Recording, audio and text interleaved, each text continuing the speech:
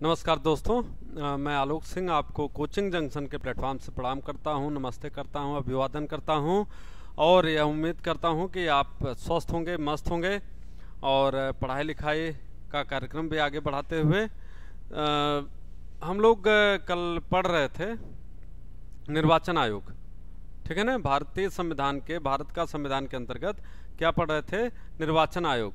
तो आज हम लोग जो देखना है वह कौन सा भाग है? तो कह रहा है कि भाग 16 तो कहता है कि कुछ वर्गों के संबंध में विशेष उपबंध, कुछ वर्गों के संबंध में विशेष उपबंध यहाँ पर किया गया है, ठीक है ना। तो यहाँ पर जिन वर्गों के विषय में उपबंध किया गया है, ध्यान से देखिएगा, भाग 16 में वह एससी है, ST, OBC and Anglo Indian, ठीक है ना, जिसे कहा जाता है आंग्ल भारतीय, ठीक है। तो एससी, एसटी, ओबीसी और आंग्ल भारतीय, इस समुदाय के विषय में यहाँ पर बात की जा रही है, ठीक है। तो भाग 16 बेसिकली इन्हीं वर्गों के विषय में एक अध्ययन करता है, लेकिन आपके एग्जाम के लिहाज से अगर मैं बात करूं तो बहुत महत्वपूर्ण है, ठीक है ना। तो इसमें क्या क्या चीजें दी गई हैं? तो अनुच्छेद 330 क्या कहता है? कहता है लोकसभा में अनुसूचित जातियों और अनुसूचित जनजातियों के लिए स्थानों का आरक्षण। लोकसभा में अनुसूचित जातियों एवं अनुसूचित जनजातियों के लिए स्थानों का आरक्षण। तो यहां पर अनुच्छेद 330 की अगर हम बात करें, 330 की बात करें, तो यहां पर एससी प्लस एसटी के आरक्षण की बात की गई है, के आरक्षण की बात यहां पर की गई है, ठीक है ना, बात की गई। फिर यहां पर ध्यान दीजिएगा, 84वें संविधान संशोधन के द्वारा, संविधान संशोधन द्वारा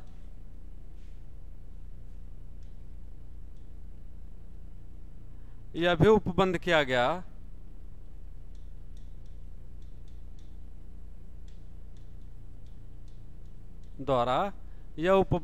गया कि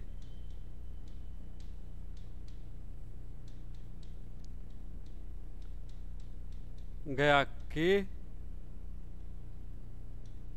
2026 तक लोकसभा,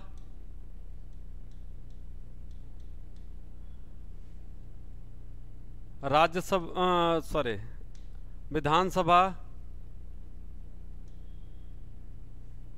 या लोकसभा की बात करें, लोकसभा में सीटों में कोई वृद्धि नहीं की जाएगी, ठीक। किंतु यहां पर कह रहा है किंतु एससी प्लस एसटी के सीटों में वृद्धि की गई,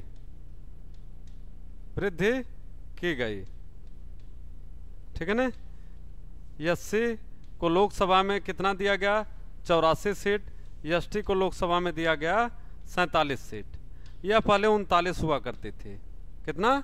79। तो दोनों ही सीटें कम थी, लेकिन उसके बाद हमने कहा कि यहाँ पर यह बढ़ोतरी की गई। तो आप देखिए अनुच्छेद 330 क्या कहता है? कहता है कि एससी और एसटी के लिए आरक्षण की बात की गई है। 84वें संविधान संशोधन के द्वारा यह उपबंध किया गया कि 2026 तक, अर्थात यह कह रहा है कि 2021 की जनगणना के आधार पर, ठीक है ना, 2026 में ही जाकर के लोकसभा की कुल सीटों में वृद्धि की जा सकती है। लेकिन यहां पर कह रहा है कि किंतु एससी और एसटी के सीटों में बढ़ोतरी की गई। एससी की सीट को कितना किया गया, 84, 84, कितने से, 79 से, और वहीं एसटी की सीट में भी बढ़ोतरी करते हुए इसे कितना किया गया, 47 सीट। ठीक है, तो इस प्रकार से अगर हम देखते हैं तो अनुच्छेद 330 बहुत स्पष्ट रूप से यह बात कर रहा है कि एससी और एसटी के लिए कितने सीटें वहां पर आरक्षित हैं। और बहुत इंपॉर्टेंट अनुच्छेद है, यह लगातार आपके एग्जाम में पूछा जाता है। मैं कह रहा हूं कि रिपीटेडली आपके एग्जाम में यह पूछा जाता रहा है। ठीक है, आगे थोड़ा सा देखा जाए तो आगे अनुच्छेद 331 की बात हो रही है। इसमें कह रहा है कि लोकसभा में आंग्ल भारतीय समुदाय का प्रतिनिधित्व है। आंग्ल भारतीय समुदाय जिसे हम क्या कहते हैं, एंग्लो इंडियन, ठीक है ना। तो जो हम आंग्ल भारतीय समुदाय कह रहे हैं या एंग्लो इंडियन कम्युनिटी कह रहे हैं, इनके विषय में यहाँ पर आरक्षण की बात की गई है। तो कह रहा है कि भारत के राष्ट्रपति को यह है अधिकार प्राप्त है कि यदि लोकसभा में आंग्ल भारतीय समुदाय, आंग्ल भारतीय किसे कहते हैं, आंग्ल भारतीय उन्हें कहा जाता है कि जो अंग्रेज, चूंकि अंग्रेजों का शासन था भारत में, तो ऐसे अंग्रेज जो आज़ादी के बाद इंग्लैंड वापस नहीं जा पाए, भारत में ही रह गए, तो वैसे तमाम लोगों के लिए, ऐसे तमाम उस समुदाय को जिसे हम एंग्लो इंडियन कहते हैं, ऐसे अंग्रेज जो भारत में ही रह गए, आंग्ल भारतीय कहते हैं, उन्हें कहता है कि यदि लोकसभा में उनका समुचित प्रतिनिधित्व न हो, तो यदि लोकसभा में उनका एप्रोप्रिएट रिप्रेजेंटेशन न हो, तो उनके लिए आंग्ल यहाँ पर कह रहा है कि लोकसभा में 2 सीटें, कितनी सीटें, 2 सीटें, 2 सीटों पर मनोनीत कर सकता है, नॉमिनेट कर सकता है। ठीक है ना, means if there is not any representation for the Anglo-Indian community in the House of People, then the President of India has the authority to nominate 2 members from this community, from Anglo-Indian community in the Lok Sabha. ठीक है ना। So this is the point which I am trying to make you clear here. यह चीज यहाँ पर दी गई है जिसे मैं आपको पूर्ण रूप से क्या करना चाहता हूँ, स्पष्ट कर देना चाहता हूँ कि ऐसे उपबंध वहां पर किए गए हैं। ठीक है, तो इस चीज को आपको ध्यान देना है। ठीक है, तो यहां पर हो गया आंग्ल भारतीय समुदाय का प्रतिनिधित्व, 330 में हो गया एससी और एसटी के लिए आरक्षण। लेकिन अब थोड़ा सा फिर हम पीछे जाते हैं। पीछे कहां पे जाते हैं, तो कहता है कि ऐसे तमाम राज्य, जैसे आसाम की हम बात कर लें, आसाम 330 की बात कर रहा हूं, अनुच्छेद 330, तो कहता आसाम के जनजातीय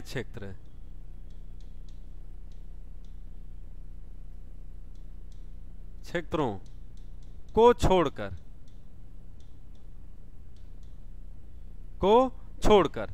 यह आरक्षण की बात की जा रही है, क्योंकि जनजातीय क्षेत्रों में तो ऑलरेडी उनके लिए आरक्षण दिया ही गया है।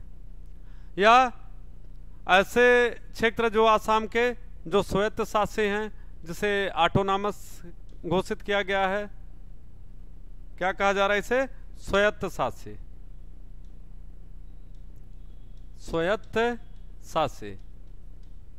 क्षेत्र घोषित किया गया है, जिसे ऑटोनॉमस घोषित किया गया है। ठीक है ना। तो यहां पर कह रहा है कि इस समुदाय को एससी एसटी को आरक्षण देने की जरूरत इसलिए नहीं पड़ती है क्योंकि वह ऑलरेडी एसटी के लिए रिजर्व्ड है। ठीक है ना। तो इस चीज का भी ध्यान आपको अनुच्छेद 330 के अंतर्गत रखना पड़ेगा। ठीक है, आगे थोड़ा देखा जाए।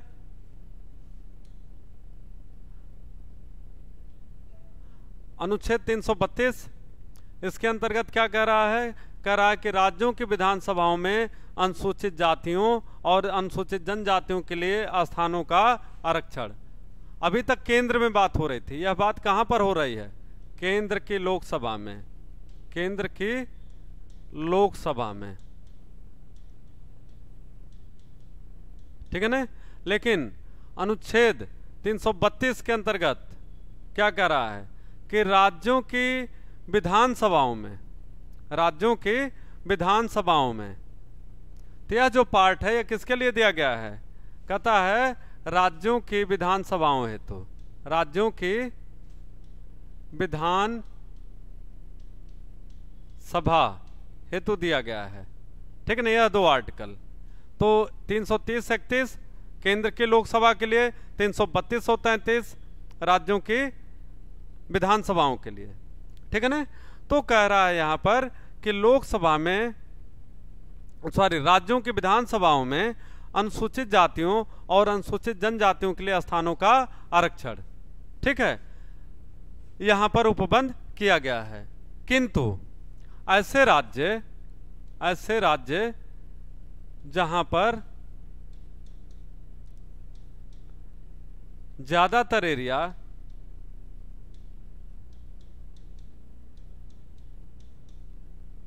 एसटी या अनुसूचित जनजाति, अनुसूचित जनजाति के द्वारा बसे हैं,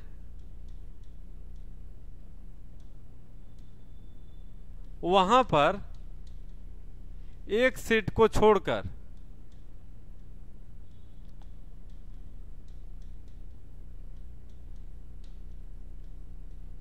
अन्य सीटें एसटी के लिए हो सकती हैं, हो सकती हैं। उनकी जनसंख्या के अनुपात के हिसाब से, अनुपात के हिसाब से, ठीक है ना, उनकी जनसंख्या के अनुपात के हिसाब से। तो कह रहा है कि जहां पर ज्यादातर क्षेत्र एसटी या अनुसूचित जनजाति के द्वारा बसे हैं या जहां पर उनकी जनसंख्या ज्यादा है, वहां पर कह रहा है एक सीट छोड़ करके, मतलब अगर सारे जगहों पर अनुसूचित जनजातियां भी हैं तब भी कह रहा है कम से कम एक सीट उन्हें छोड़नी पड़ेगी, बाकी सारी सीटों पर अनुसूचित जनजाति के लोग वहां पर निर्वाचित हो सकते हैं, ठीक है। साथ ही साथ यहां पर ध्यान दीजिएगा कि कह रहा है कि लेकिन इस बात का ध्यान दिया जाएगा कि जो एक अनुपात फिक्स किया गया है कि कितनी जनसंख्या पर कितनी सीट, एक सीट होनी चाहिए, वह रेशियो वहां पर भी फॉलो किया जाएगा। यह जरूरी नहीं कि एसटी के लिए ही सारी सीटें रिजर्व रहेंगे, लेकिन यदि ऐसी स्थिति बनती है कि उनकी जनसंख्या ही वहां पर इतनी ज्यादा हो कि ज्यादातर पॉपुलेशन अनुसूचित जनजाति से बिलोंग करती हो, तब भी उनको एक सीट छोड़नी पड़ेगी, या जनसंख्या के रेशियो के हिसाब से सीटें दूसरे वर्गों के लिए भी आरक्षित रहेंगी, ठीक है। तो यह है किन राज्यों के लिए यह प्रावधान किया गया है। यहां पर बात हो रही है मणिपुर, मिजोरम, अरुणाचल, इसके बाद नागालैंड। कहां पर? नागालैंड, मणिपुर, मिजोरम, अरुणाचल, नागालैंड एवं आसाम का जनजातीय क्षेत्र अथवा स्वायत्तशासी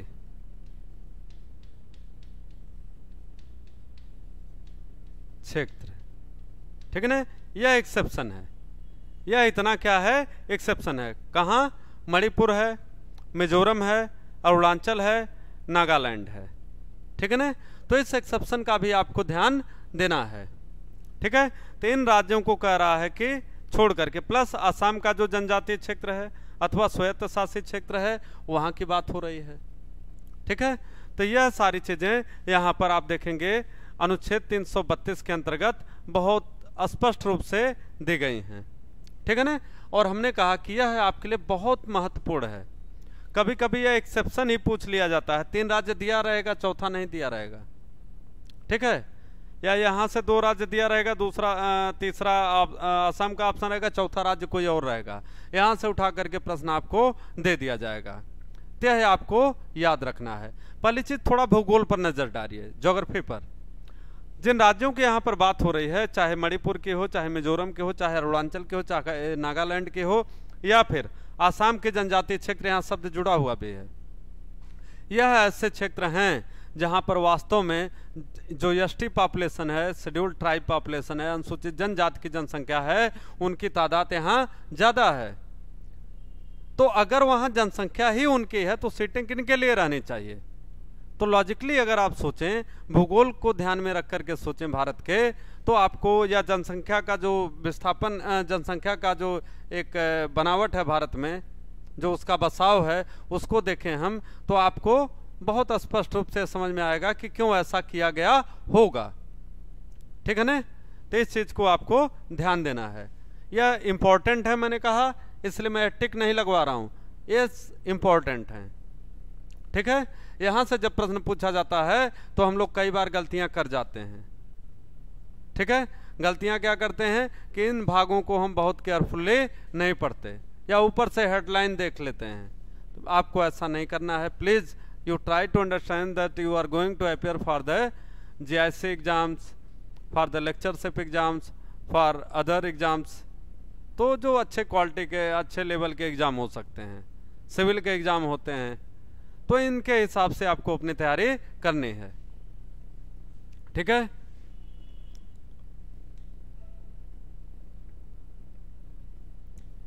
आगे देखिए, अनुच्छेद 333 में क्या कह रहा है?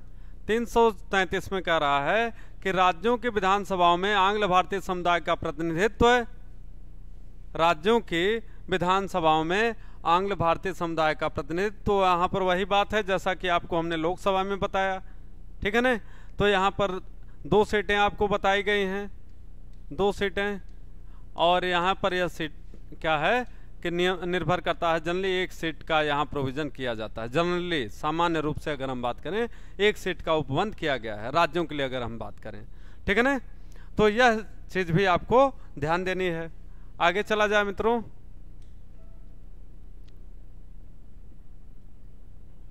यहाँ पर क्या कह रहा है?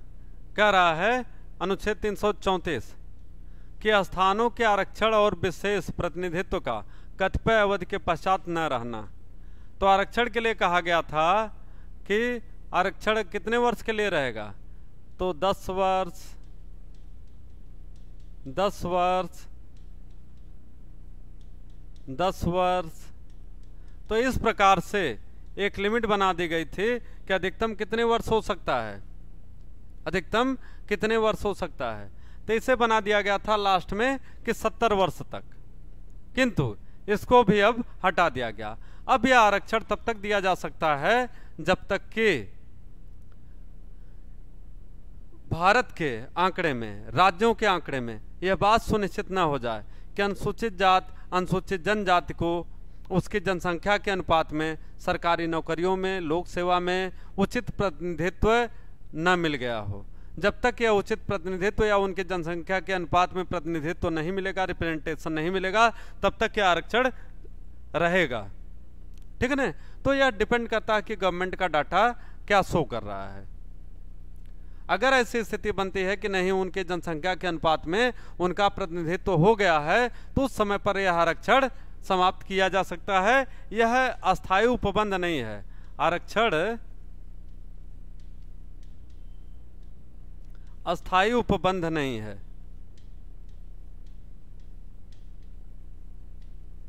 ठीक है ना, नहीं है। ठीक है, यह टेम्परेरी है। तो इसको इसलिए चल रहा है क्योंकि कहीं कहीं जो नौकरियां हैं वहां पर इनकी भर्ती फुल नहीं हो रही है। दूसरी बात यहाँ पर आपको एक और बहुत महत्वपूर्ण याद रखनी है कि अगर इनके लिए हम बात करें तो यहाँ पर एक चीज देखेंगे कि राज्य को यह अधिकार प्राप्त है कि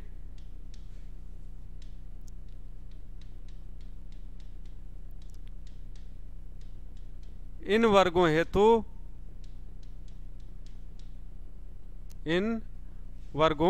हेतु अलग से भर्ती का उपबंध कर सकती है। हमने कहा ना कि जब तक इनका उचित प्रतिनिधित्व नहीं हो जाता है तब तक, तो उसके लिए अलग से वैकेंसी भी लाई जा सकती है, जिसे हम बैकलॉग भर्ती कहते हैं। क्या कहते हैं? बैकलॉग भर्ती कहते हैं। ठीक है ना? तो इस चीज को भी आपको ध्यान देना है यहां पर। ठीक है, आगे चला जाए।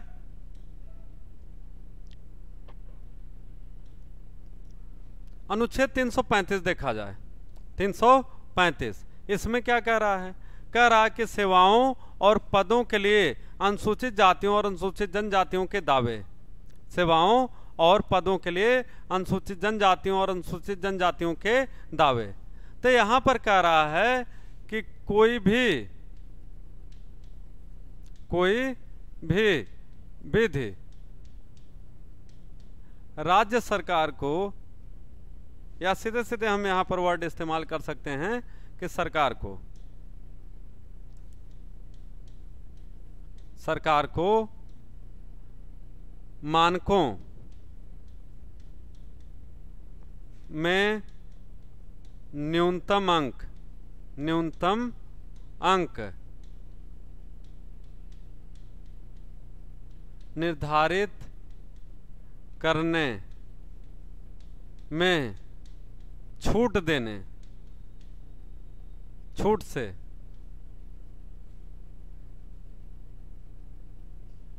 प्रतिबंधित नहीं कर सकती। ठीक है? अर्थात यह कह रहा है कि जब आप कभी कभी सुनते हैं कोई भर्ती आती है तो एक न्यूनतम अंक राज्य निर्धारित करता है, लेकिन राज्य को यह भी अधिकार है कि वह उस न्यूनतम अंक की सीमा को क्या कर सकता है? समाप्त कर सकता है, घटा सकता है, कम कर सकता है, यह उसका अधिकार है। ठीक है? तो वही चीज यहां पर कही जा रही है कि राज्य को यह अधिकार है, सरकार को यह अधिकार है कि वह उस न्यूनतम अंक की जो सीमा है, जो उस पर एक प्रतिबंध लगाया गया, जो एक लिमिट लगाई गई है, उस सीमा को जो है क्या कर सकती है?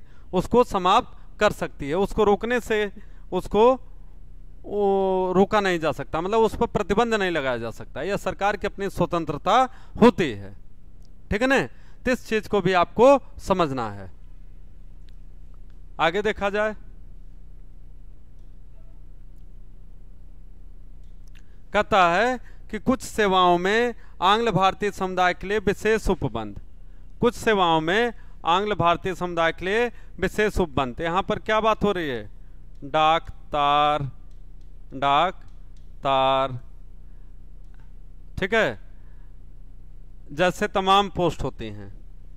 होता क्या था कि 31 मार्च 1948 तक कह रहा है कि जो अंग्रेज भारत में रह गए थे उनके लिए सरकार अगले 3 वर्ष तक आरक्षण का उपबंध कर सकती थी। कारण क्या था कि जो कानून दिया गया था वह पुराना कानून था। तो कह रहा है कि इससे इस तारीख तक ऐसे तमाम लोग जो भारत में रह गए थे, ऐसे अंग्रेज, उनके लिए अगले 3 वर्ष तक विशेष छूट, विशेष उपबंध, या जिसे हम कह सकते हैं आरक्षण, उसका उपबंध किया गया था। ठीक है, तो यह चीज भी आपको याद रखनी है। ऐसे अंग्रेज जो भारत में रह गए थे, 31 मार्च 1948 तक वापस नहीं गए थे, वो यहीं रह गए थे, तो उनके लिए कुछ सेवाएं हैं, जैसे डाक तार एक सेवा है, पोस्टल है, इस तरीके की जो सेवाएं हैं वहां पर उनके लिए आरक्षण का उपबंध किया गया था। ठीक है ना, तो वह जारी रहेगा ऐसा कह रहा, लेकिन कब तक? अगले 3 वर्षों तक। यह टाइम याद रखिएगा। आगे कह रहा है 337 में कि आंग्ल भारतीय समुदाय के फायदे के लिए शैक्षिक अनुदान के लिए विशेष उपबंध।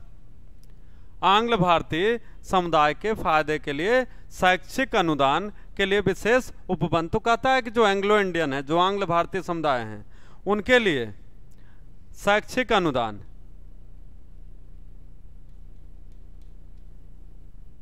एजुकेशनल फंड या डोनेशन हम कह सकते हैं, ठीक है ना, की भी व्यवस्था की जा सकती है, शैक्षिक अनुदान की व्यवस्था की जा सकती है। तो यह चीज यहां पर बताया गया है अनुच्छेद 337 के अंतर्गत। तो आपके लिए जो इस पेज पर सबसे इंपॉर्टेंट आर्टिकल है, हमने कहा वो आर्टिकल 330 है, 331 है, 332 है, 333 है। ठीक है, तो यह चीज आपको बताई गई है। यह चारों जो है अभी तक जो देखा गया है, यह चारों अनुच्छेद 330, 31, 32 और 33, यह आपके लिए बहुत मायने रखते हैं, बहुत महत्वपूर्ण है। ठीक है, आगे थोड़ा देखा जाए।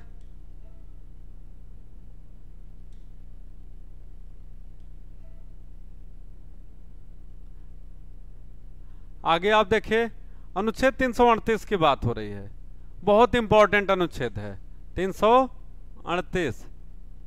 ठीक है ना, 338 राष्ट्रीय अनुसूचित जाति आयोग, नेशनल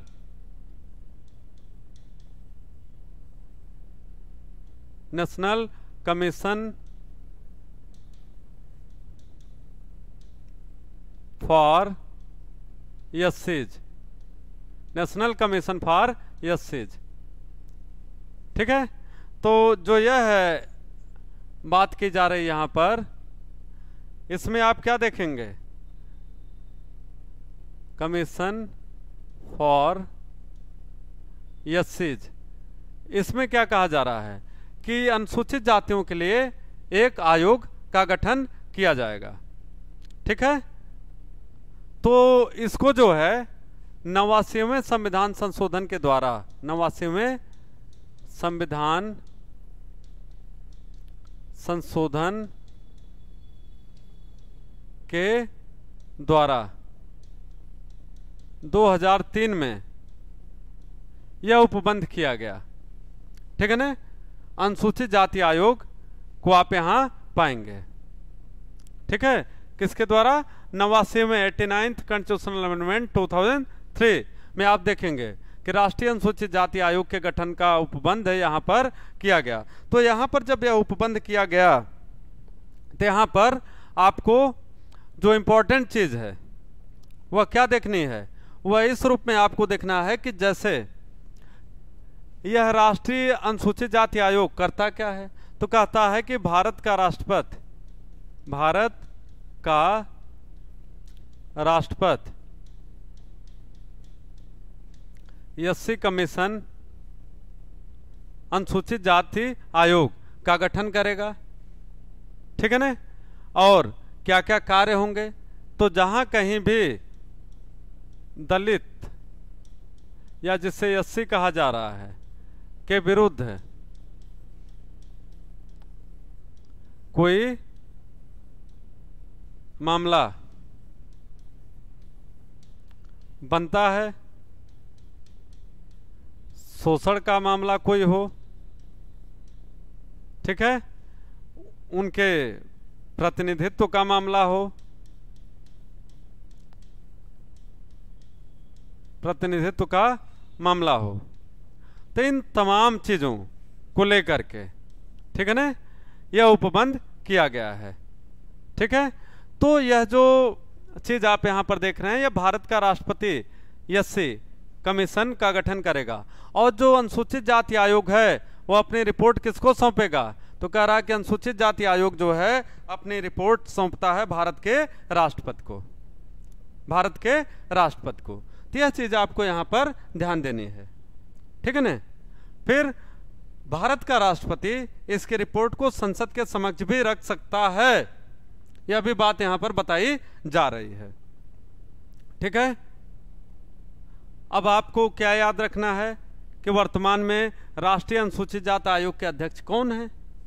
राष्ट्रीय अनुसूचित जाति आयोग के अध्यक्ष कौन है? यह क्वेश्चन आप नोट कर लीजिए, इसको करिए और मैं भी आपसे पूछूंगा, ठीक है ना। यह करंट का क्वेश्चन है, किसका? करंट का, समसामयिकी का। तो यह प्रश्न आपको याद रखना है यहाँ पर जरूर से। साथ ही साथ किस अनुच्छेद के अंतर्गत दिया गया है इसकी भी बात आपको ध्यान देनी है। आगे थोड़ा देखा जाए, यहाँ पर देखिए अनुच्छेद 338 क की अगर हम बात करें तो यहाँ पर क्या कर रहा है कि national commission for justice, national commission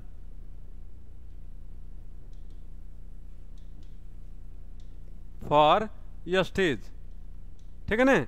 यह जो बात की गई है इसे भी कह रहा है कि 89वें संविधान संशोधन के द्वारा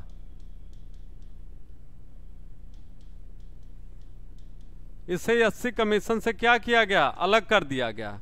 अनुसूचित जाति आयोग से अनुसूचित जनजाति आयोग को एससी कमीशन से एसटी कमीशन को, पहले दोनों एक में होते थे, लेकिन इनको क्या किया गया? अलग कर दिया गया 2003 में, ठीक है ना।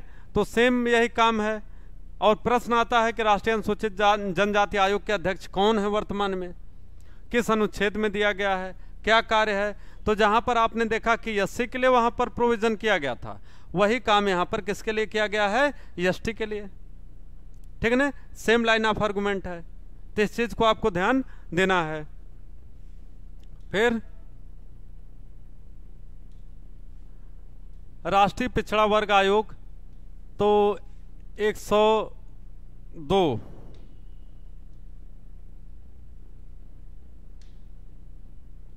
102वें संविधान संशोधन के द्वारा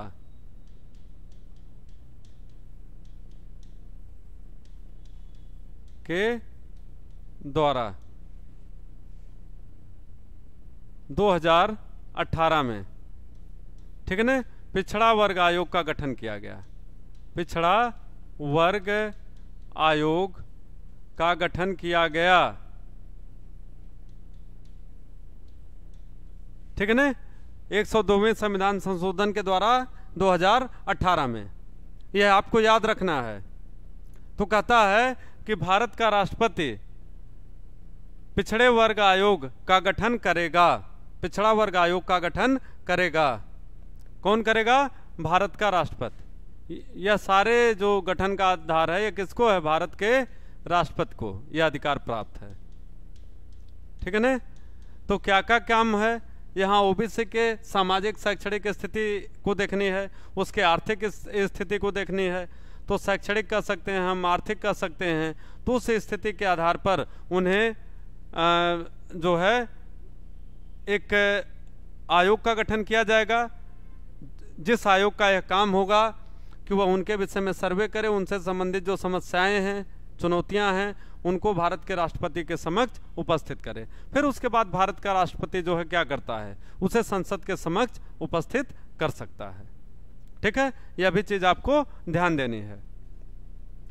आगे देखिए 339 में कह रहा है अनुसूचित क्षेत्रों के प्रशासन और अनुसूचित जनजातियों के कल्याण के बारे में संघ का नियंत्रण।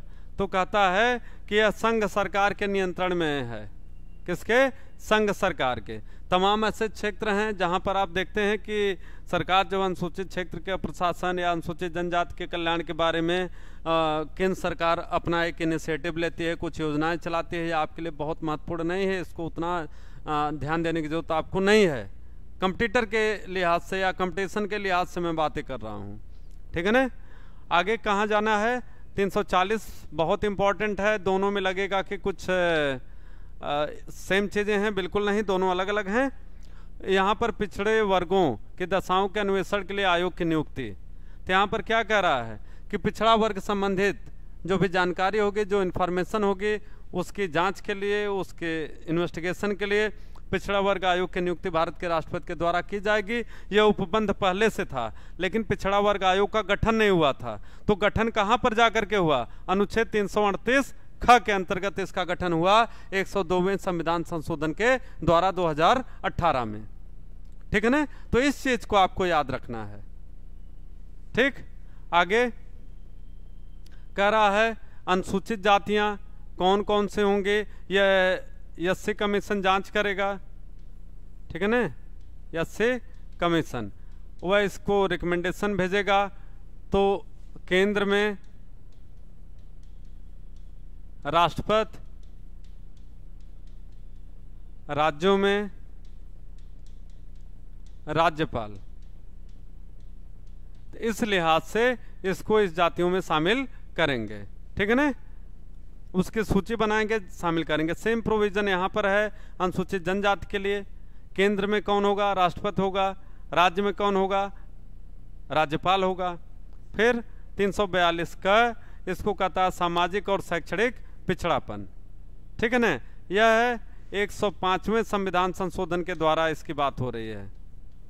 ठीक है? 105वें संविधान संशोधन की बात हो रही है। तो 102वां और 105वां दोनों को आपको ध्यान देना है। संविधान संशोधन बाद में भी आपको पढ़ाया जाएगा। तो यह जितना आज पढ़ाया गया मित्रों, इसको आपको बहुत केयरफुली ध्यान देना है, पढ़ना है, समझना है। बहुत इंपॉर्टेंट पार्ट था। ठीक है ना? और इसको जो है जम करके पढ़िए, समझिए। और भारत के विषय में जब आप सोचेंगे तो देखेंगे कि ये तमाम वर्ग ऐसे रहे हैं जो वास्तव में विकास की मुख्य धारा में शामिल नहीं हो पाए, तो उनको भी एक विकास का अवसर यहाँ पर मिला है इन उपबंधों के द्वारा। बहुत बहुत धन्यवाद आपको। आपका दिन मंगलमय हो। Have a good day. Bye bye.